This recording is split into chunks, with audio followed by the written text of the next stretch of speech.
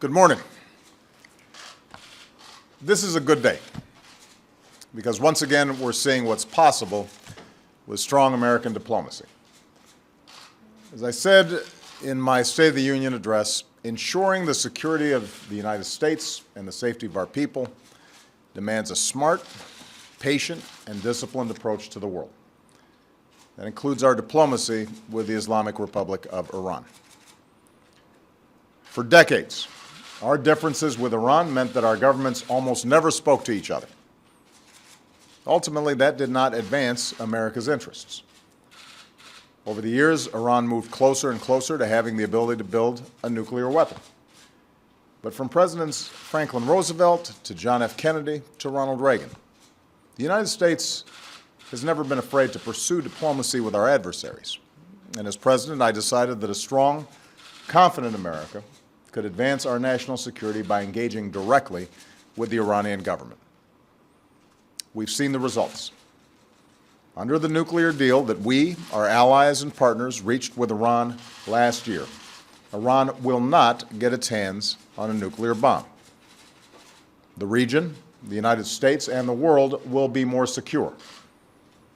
As I've said many times, the nuclear deal was never intended to resolve all of our differences with Iran, but still, engaging directly with the Iranian government on a sustained basis for the first time in decades has created a unique opportunity, a window to try to resolve important issues. And today I can report progress on a number of fronts.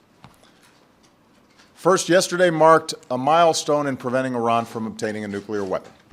Iran has now fulfilled key commitments under the nuclear deal. And I want to take a moment to explain why this is so important.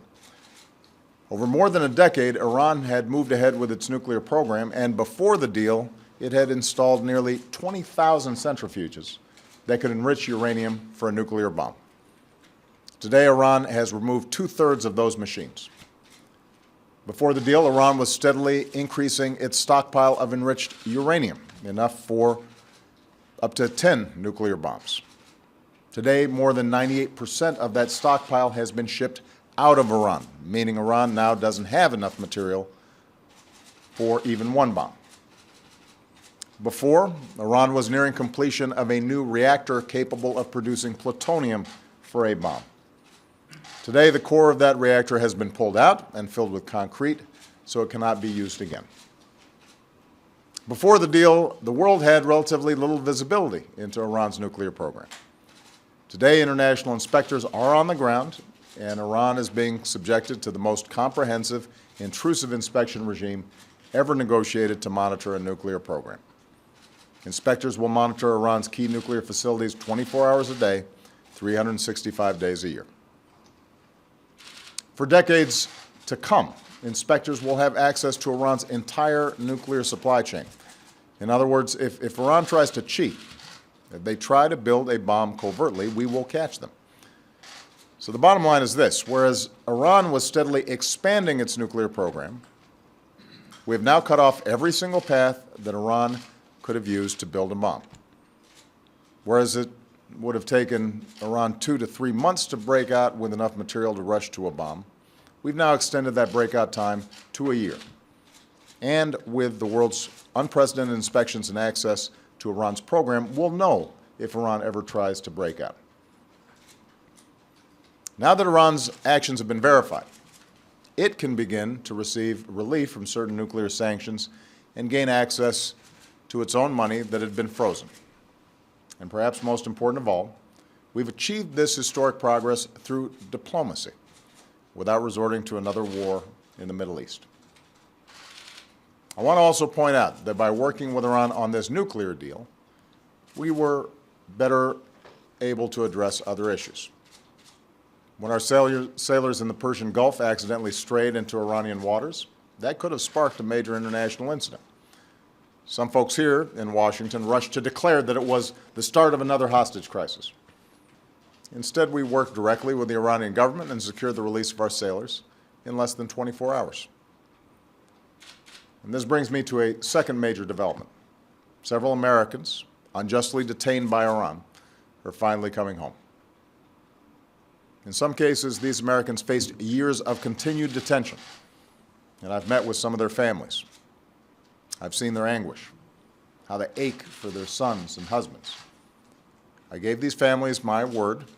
I made a vow that we would do everything in our power to win the release of their loved ones, and we have been tireless. On the sidelines of the nuclear negotiations, our diplomats at the highest level, including Secretary Kerry, used every meeting to push Iran to release our Americans. I did so myself in my conversation with President Rouhani. After the nuclear deal was completed, the discussions between our governments accelerated.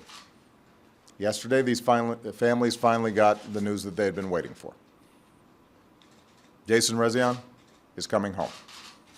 A courageous journalist for the Washington Post who wrote about the daily lives and hopes of the Iranian people, he's been held for a year and a half. He embodies the brave spirit that gives life to the freedom of the press. Jason has already been reunited with his wife and mom. Pastor Saeed Abedini is coming home. Held for 3.5 years, his unyielding faith has inspired people around the world in the global fight to uphold freedom of religion. Now Pastor Abedini will return to his church and community in Idaho. Amir Hekmati is coming home, a former sergeant in the Marine Corps. He's been held for 4.5 years. Today, his parents and sisters are giving thanks in Michigan. 2 other Americans unjustly detained by Iran have also been released. Nusratollah Hosravi Rudsari and Matthew Trutvitik, an Iranian who was in Iran as a student. Their cases were largely unknown to the world, but when Americans are freed and reunited with their families, that's something that we can all celebrate. So I want to thank my national security team, especially Secretary Kerry, Susan Rice, my national security advisor, Brett McGurk, Avril Haines, Ben Rhodes. Our whole team worked tirelessly to bring our Americans home, to get this work done. And I want to thank the Swiss government, which represents our interest in Iran, for their critical assistance. And meanwhile, Iran has agreed to deepen our coordination as we work to locate Robert Levinson, missing from Iran for more than 8 years. Even as we rejoice in the safe return of others, we will never forget about Bob. Each and every day, but especially today, our hearts are with the Levinson family, and we will not rest until their family is whole again. In a reciprocal humanitarian gesture, 6 Iranian Americans and 1 Iranian serving sentences or awaiting trial in the United States are being granted clemency. These individuals were not charged with terrorism or any violent offenses. They're civilians, and their release is a one-time gesture to Iran, given the unique opportunity offered by this moment and the larger circumstances at play. And it reflects our willingness to engage with Iran to advance our mutual interests, even as we ensure the national security of the United States. So, nuclear deal implemented. American families reunited. The third piece of this work that we got done this weekend involved the United States and Iran resolving a financial dispute that dated back more than 3 decades. Since 1981, after our nations severed diplomatic relations, we've worked through an international tribunal to resolve various claims between our countries. The United States and Iran are now settling a long-standing Iranian government claim against the United States government. Iran will be returned its own funds, including appropriate interest, but much less than the amount Iran sought. For the United States, this settlement could save us billions of dollars that could have been pursued by Iran, so there was no benefit to the United States in dragging this out. With the nuclear deal done, prisoners released, the time was right to resolve this dispute as well. Of course, even as we implement the nuclear deal and welcome our Americans home, we recognize that there remain profound differences between the United States and Iran. We remain steadfast in opposing Iran's destabilizing behavior elsewhere, including its threats against Israel and our Gulf partners, and its support for violent proxies in places like Syria and Yemen. We still have sanctions on Iran for its violations of human rights, for its support of terrorism, and for its ballistic missile program, and we will continue to enforce these sanctions vigorously. Iran's recent missile test, for example, was a violation of its international obligations. And as a result, the United States is imposing sanctions on individuals and companies working to advance Iran's ballistic missile program, and we are going to remain vigilant about it. We're not going to waver in the defense of our security or that of our allies and partners. But I do want to once again speak directly to the Iranian people. Yours is a great civilization with a vibrant culture that has so much to contribute to the world, in commerce and in science and in arts. For decades, your government's threats and actions to destabilize your region have isolated Iran from much of the world. And now our governments are talking with one another. Following the nuclear deal, you, especially young Iranians, have the opportunity to begin building new ties with the world. We have a rare chance to pursue a new path, a different, better future that delivers progress for both our peoples and the wider world. That's the opportunity before the Iranian people. We need to take advantage of that. And to my fellow Americans, today we're united in welcoming home sons and husbands and brothers who in lonely prison cells have endured an absolute nightmare. But they never gave in and they never gave up. At long last, they can stand tall and breathe deep the fresh air of freedom. As a nation, we face real challenges around the world and here at home. Many of them will not be resolved quickly or easily.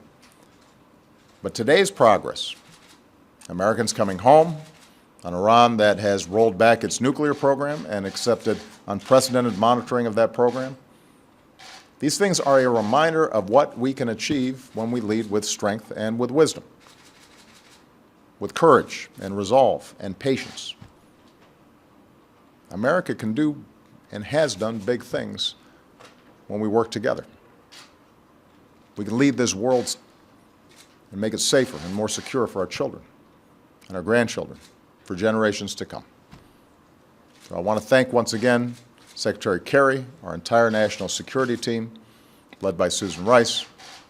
I'm grateful for all the assistance that we received from our allies and partners, and I am hopeful that this signals the opportunity, at least, for Iran to work more cooperatively with nations around the world to advance their interests and the interests of people who are looking for peace and security for their families.